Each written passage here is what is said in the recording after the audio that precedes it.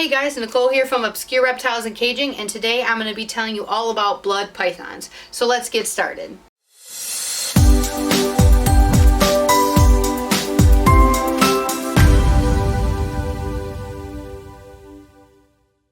So today I'm going to be giving you some information on blood pythons. Those of you who've never seen a blood python, these are very large animals when it comes to their girth. They can get larger. They have been documented to get up to 8 feet, but generally you're going to be looking at an animal that's between 4 and 6 feet long.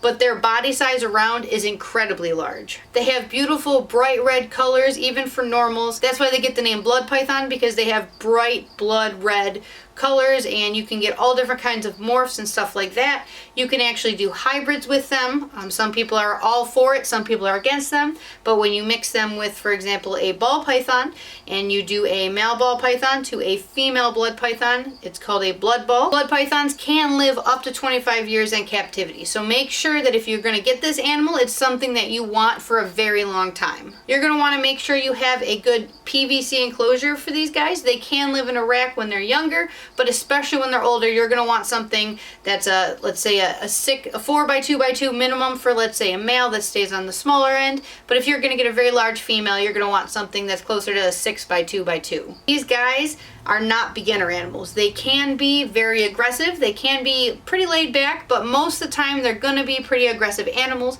They actually come from Thailand and Malaysia.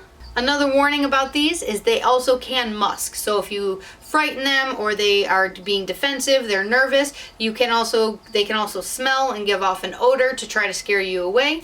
But that is one thing that you should know about blood pythons. Because they can be on the larger side when it comes to length, and they can be so big around, these guys can weigh 25 to 50 pounds. So again, make sure whatever enclosure you're getting ready for them, it can support a very large animal that can kind of push things around. Make sure any water dishes or any hides, things like that, are not easily to flip.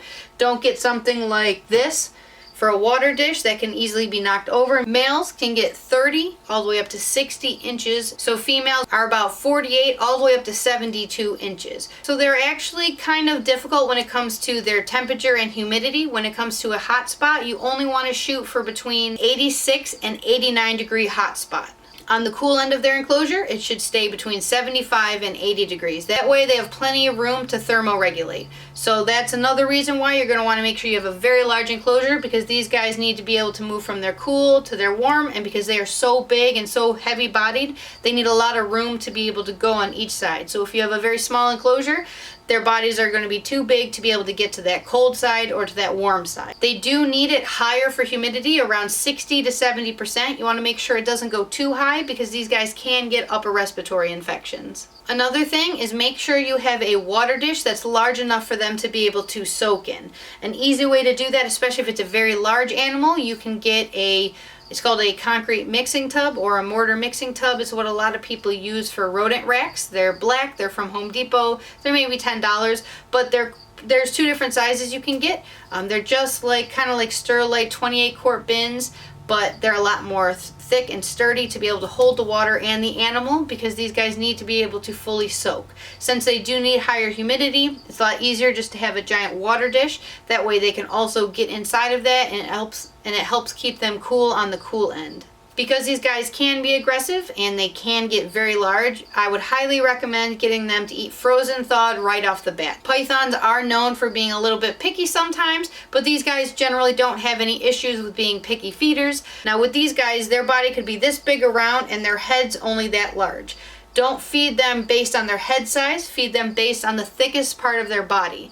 So if it's this big around, make sure you are feeding it the appropriate size rodent. Because these guys need it a little bit cooler and a little bit higher of humidity, they are very susceptible to upper respiratory infections. So make sure that the temperatures are perfect. Make sure the humidity is constantly being maintained. For example, if you have a very large water dish and they go inside of it and they knock it over, the entire cage can be wet, raise the humidity up a lot, and that animal can get sick. So just be very careful on temperature and humidity. Another thing going along with that is you want to really be careful of scale rot.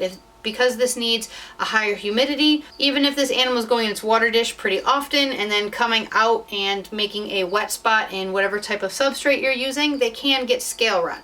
So make sure that's something you are aware of with this species because of the high humidity requirements. Make sure that you're constantly checking. For those of you who don't know what scale rot is, it's when their belly will almost look like it has scabs on it or it's been burnt. And it actually is their scale starting to rot. If you catch it really early, it might just be a couple little scales, something very minor, but if you really let it go, it can be very large chunks and be very bad for the animal. For anyone who has any type of snake, that's something you always want to be looking for.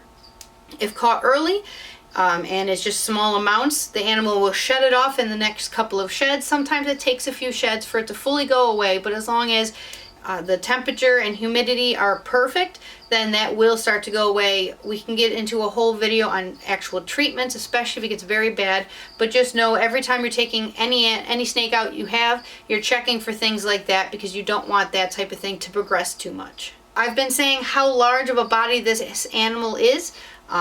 You don't want it to be overweight. You don't want this thing to get crazy overweight. So the best thing is keep doing research, keep watching videos. I wish I had one so I could show you guys more footage. I was only able to get a little bit of footage when I went over to my friend's house because he was in a very snippy mood. It was feeding day. So we just got a little bit of footage because if you guys keep up on my videos, I've already gotten 2 people bit by snakes. The one actually got her bit a couple of times by her corn snakes in one video. So I didn't want to get any more people bit. So we just got a little bit of footage when we were there. Jeff over at Caveman Critters has all these animals. In quite a few of these videos, you're going to hear me talking about Caveman Critters. We're going to be putting a link to his Facebook in the description box below. Make sure you guys go check him out. He's got a lot of cool animals, a lot of different species than what I have. So make sure you guys check him out. Because this animal needs such high humidity, I would highly recommend to never use glass. If you do, you're never going to be able to hold in enough humidity without really spraying down the substrate. And when you're constantly spraying down the substrate, especially in such a cold environment, you're really going to risk upper respiratory infections, scale rot, all that type of stuff. So just make sure you either have a nice rack system, but you will still eventually need a PVC enclosure unless you have a humongous rack system to be able to hold these guys because they do get pretty large. I would definitely not call these beginner snakes. I would call these pretty difficult snakes to have. So if you've never had a snake before and you really like blood pythons, I would start with something a little bit easier. Ball pythons can be easier, but they are going to be a little bit pickier when it comes to food. But these are pretty difficult snakes to have if you've never had them before. With their special humidity and temperature requirements, their big size, and their temperament issues, I wouldn't call these a great pet snake, but they can be. With a lot of work, any animal can be an amazing pet, but if you've never had a snake before, I wouldn't recommend getting one of these right away. The biggest benefit to these guys are their crazy colors and patterns. Like I said, the reds can be insane. Maybe I can get a few more pictures from a few other people and put them in here for you guys. That would be their biggest positive on my point of view. Again, I don't have them. I do a lot of research on reptiles. I have quite a few reptiles and I have for a very long time. I know quite a few people who have had bloods and they really enjoy them. I know people who've bred them to make hybrids. I know people who've had them just as a pet. And I know quite a few people who have them because they were rescues. So I just want everyone to know all the facts about these snakes. I'm not saying that this is a bad snake whatsoever. I think it can be a challenging snake if you've never had one before or if you're new, especially to bigger size snakes. Another benefit is these guys don't need anything like UVB. You can put it in there, which will really help show off the bright, awesome colors that these guys have, but they don't require it. When they're babies, you're only going to be feeding them once a week. Like ball pythons that eat every 7 days, these guys are only going to eat every 14 days. So every 2 weeks when these guys are large or pretty much full grown. They can take anywhere from 2 to 5 years to get full grown, but once they are, they're only going to be eating for you every 2 weeks. So I forgot to mention one quick thing for you guys. So the substrate for these, you can use things like aspen, but when you're using higher humidity, it's going to mold. Even when you have any kind of species in there and they use the bathroom or they go in and out of their water dish, it will seem to mold a lot quicker than other substrates. What I personally like to use is type of cocoa husk. The one I've always used is Reptichip. You can use a whole bunch of different styles and a whole bunch of different versions.